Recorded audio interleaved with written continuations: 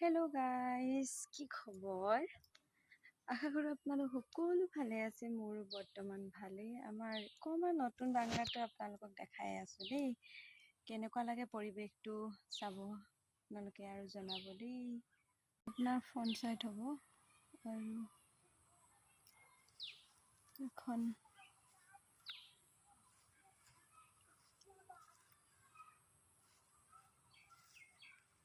এইবিলাক ফুলবিলাক চাইছে, এইবিলাক মই আহি লগাইছোঁ। আগত একোৱেই নাছিলে বাংলাটোত, আৰু এইবিলাক এনেই আৰু থৈছোঁ, অলপ অলপ হৈছে আৰু এইবিলাক।